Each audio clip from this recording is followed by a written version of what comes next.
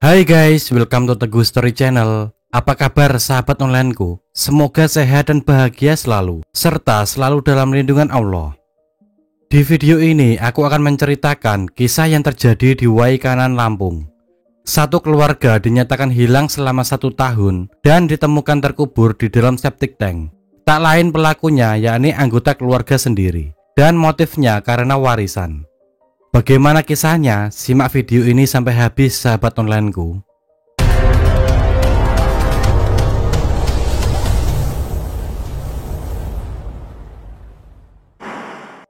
Pada tanggal 6 Oktober 2022 lalu, warga desa Margajaya, Kecamatan Negara Batin, Kabupaten Waikanan, Lampung, dihebohkan dengan penemuan satu keluarga yang dikubur di dalam septic tank yang dicor dengan semen.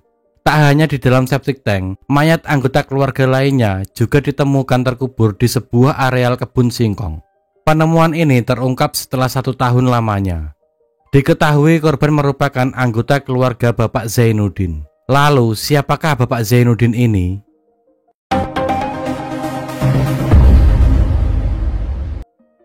Zainuddin adalah warga desa Margajaya, Kecamatan Negara Batin, Kabupaten Waikanan, Lampung. Zainuddin merupakan kepala rumah tangga berusia 60 tahun. Keluarga Zainuddin terdiri dari 7 orang anggota keluarga, yakni Zainuddin sendiri, Siti Romlah istri Zainuddin berusia 45 tahun, Wawan 40 tahun, Zahra berusia 5 tahun, yakni anak Wawan atau cucu Zainuddin, Juanda 26 tahun, Erwin Nudin 38 tahun, dan Dewi 17 tahun yang merupakan anak Erwin Nudin. Zainuddin dikenal dengan orang yang baik, suka ke masjid, dan memiliki banyak bidang tanah di kampung itu. Jadi tidak heran jika salah satu anggota keluarganya ingin menguasai semua hartanya. Hal ini juga diungkapkan oleh Kepala Desa Margajaya Muhammad Yani. Yani mengungkapkan Zainuddin pernah curhat kepadanya. Namun Yani tidak bisa memastikan seberapa banyak kekayaan yang dimiliki oleh Zainuddin. Dia menyebut tanah keluarga Zainuddin sangat luas dan banyak. Keluarga itu bahkan terkenal sekampung. Dari beberapa anggota keluarga Zainuddin, terdapat satu anggota keluarga yang mempunyai niat buruk untuk menguasai semua hartanya, yakni Erwin Nudin. Padahal sebelumnya Zainuddin sebagai kepala rumah tangga sudah membagi semua hartanya kepada anak-anaknya secara merata. Akan tetapi Erwin tidak terima. Dia juga kerap bertengkar masalah warisan, sehingga dia tega menghabisi semua keluarganya untuk menguasai hartanya.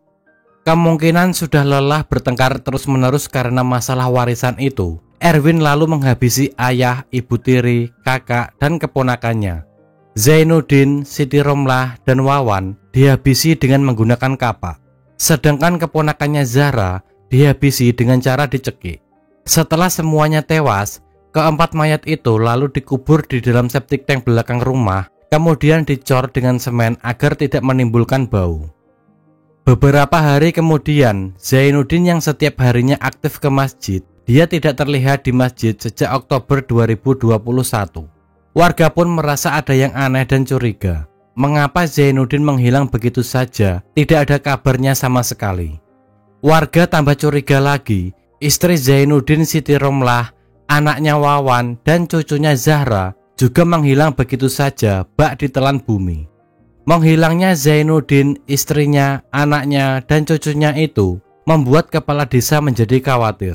Kepala desa Yani lantas bertanya kepada Erwin, kemana Pak Zainuddin, istri, anak, dan cucunya, mengapa menghilang begitu saja, tidak ada kabar sama sekali. Erwin pun mengungkapkan kalau ayah dan anggota keluarganya yang lain sedang merantau ke gunung untuk meladang. Walau ada sedikit kecurigaan, namun Yani percaya dengan Erwin Nudin. Sebulan kemudian, Erwin menjual sebidang tanah milik ayahnya Zainuddin. Warga yang mengetahui hal itu menjadi bingung dan heran. Kenapa tiba-tiba Erwin menjual tanah milik ayahnya? Yani kepala desa pun bertanya lagi kepada Erwin, kenapa dia menjual tanah ayahnya? Erwin mengungkapkan, dia menjual tanah ayahnya untuk membayar hutang. Cukup masuk akal jika tanahnya dijual untuk membayar hutang. Yani pun percaya dengan perkataan Erwin itu. Akan tetapi, bulan depannya lagi Erwin kembali menjual tanah ayahnya. yang mana hal ini semakin membuat bingung warga sekitar. Namun, apa yang bisa diperbuat oleh warga sekitar selain bertanya-tanya? 4 bulan setelah menghilangnya Zainuddin, tepatnya bulan Februari 2022, anak tiri Zainuddin yang bernama Juanda pulang kampung dari merantau. Sesampainya di rumah, dia tidak menemukan ayah, ibu, kakak, serta keponakannya. Juanda lalu bertanya kepada Erwin kemana mereka pergi. Erwin pun mengungkapkan hal yang sama kalau mereka pergi ke gunung untuk meladang. Karena sudah lama Juanda tidak ketemu mereka, akhirnya Juanda meminta Erwin untuk mengantarkannya ke gunung untuk bertemu mereka. Erwin dan Juanda kemudian pergi ke gunung. Akan tetapi Juanda tidak menemukan mereka, dan terjadilah perdebatan antara Erwin dan Juanda hingga akhirnya mereka bertengkar di pasar dan dilihat oleh kepala desa Yani. Yani yang melihat pertengkaran mereka lantas melerai dan mendamaikan mereka. Erwin yang mulai takut rahasianya terbongkar lantas mengajak anaknya yang berinisial DW untuk menghabisi Juanda.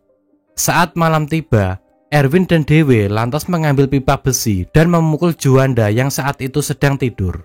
Setelah itu, leher Juanda dijerat hingga menghembuskan nafas terakhirnya.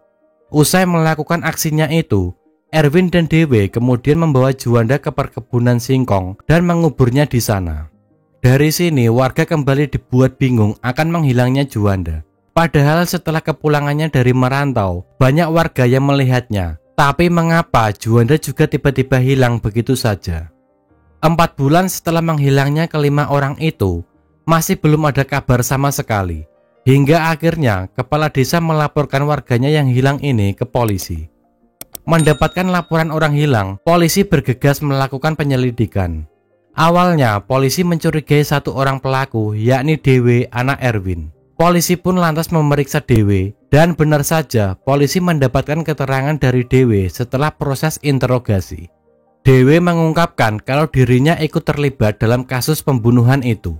Menurut Dewe, dia diajak ayahnya untuk menghabisi Juanda dengan cara memukul leher Juanda menggunakan besi panjang sekitar 1,5 meter. Setelah Juanda tidak berdaya, mereka kemudian menjerat leher Juanda lalu diseret menuju dapur. Sesampainya di dapur, Juanda sudah tidak bernyawa. Mereka kemudian mengangkut tubuh Juanda menggunakan mobil pick-up lalu dibawa ke areal kebun singkong dan dikubur di sana. Berbekal keterangan Dewe, polisi kemudian melakukan pengembangan dan menangkap Erwin di tempat persembunyiannya di Dusun Sukajaya, Desa Karangraja, Kecamatan Merbau, Mataram, Kabupaten Lampung Selatan pada Rabu sore 5 Oktober 2022. Di depan polisi, dia mengaku telah menghabisi 5 anggota keluarganya yang dinyatakan hilang 1 tahun lalu. Erwin mengaku dia menghabisi ayah, ibu tiri, dan kakaknya dengan cara memukul mereka dengan kapak dalam satu waktu sekaligus. Sedangkan Zara keponakannya dia cekik sampai meninggal dunia. Erwin juga mengaku menghabisi Juanda dengan memukulnya menggunakan besi lalu menguburnya di areal kebun singkong. Setelah penangkapan Erwin dan anaknya Dewe, polisi kemudian mengevakuasi kelima korban. Polisi membongkar septic tank yang digunakan untuk mengubur keempat korban dan menemukan jasad mereka sudah tidak utuh lagi. Tubuhnya sudah membusuk dan tinggal tulang belulang. Sehingga polisi harus ekstra hati-hati dalam pengangkatan keempat jenazah itu. Sebagian juga pakaian mereka masih utuh. Tidak hanya mengevakuasi keempat korban itu, polisi juga mengevakuasi Juanda yang dikubur di kebun singkong. Selain itu, polisi juga menemukan sebilah kapak dan besi di dalam rumah yang digunakan Erwin untuk menghabisi kelima anggota keluarganya. Kelima jenazah itu kemudian dibawa ke Rumah Sakit Bayangkara Polda Lampung untuk diotopsi. Kelima jenazah itu diangkut dengan menggunakan 2 mobil, 1 mobil ambulan dan satunya lagi mobil pengawal. Untuk mempertanggungjawabkan perbuatannya, Erwin dan Dewe dijerat pasal 338 KUHP dengan ancaman kurungan maksimal 15 tahun. Namun, menurut Kapolres Waikanan AKBP Teddy Rajasna, itu bisa berkembang apabila hasil pemeriksaan pelaku terbukti ada perencanaan. Maka akan dikenakan pasal 340 KUHP dengan ancaman pidana mati atau penjara seumur hidup. Pihak keluarga besar Zainuddin bersama Kepala Kampung Margajaya Muhammad Yani meminta kepada pihak berwajib untuk menghukum mati kepada Erwin yang sudah menghabisi anggota keluarganya sendiri. Mereka mengungkapkan akan mengadukan kasus ini bila perlu sampai kepada Presiden Jokowi agar Erwin dihukum mati. Keluarga Zainuddin sangat berharap keadilan yang seadil-adilnya kepada penegak hukum untuk memberikan hukuman mati kepada Erwin Nurdin. Sekian dari kisah ini. Bagaimana menurut sahabat onlineku tentang kasus ini? Bisa komen di bawah. Dan semoga kita bisa mengambil hikmah dari kasus yang aku bawakan hari ini. Bagi yang belum subscribe, bisa tekan tombol subscribe, like, komen, dan share, serta nyalakan lonceng notifikasinya agar sahabat onlineku tidak ketinggalan video dari aku selanjutnya. Tetap jaga kesehatan, berhati-hati dalam setiap aktivitas. Dan juga yang mau request tentang kasus-kasus yang ingin aku bawakan, bisa DM di Instagram Teguh Story Channel atau bisa juga komen di bawah. Sampai jumpa lagi di video selanjutnya. Terima kasih.